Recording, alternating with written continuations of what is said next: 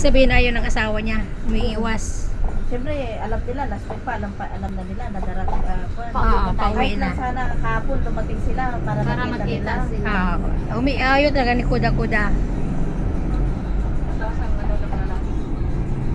Umiiwas sila, Lax. Babas ko yun.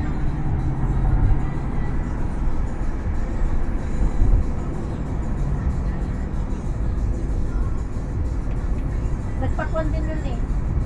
Kabinat din ang mukha namin. Yan naman ang ano ngayon. Halos na. Wala kasi silang paglagyan ng pera kaya pati Ang, yung alam ang, nila. ang hindi siguro madalas si Amira rin. Yan ang hindi madalas. Mga ex.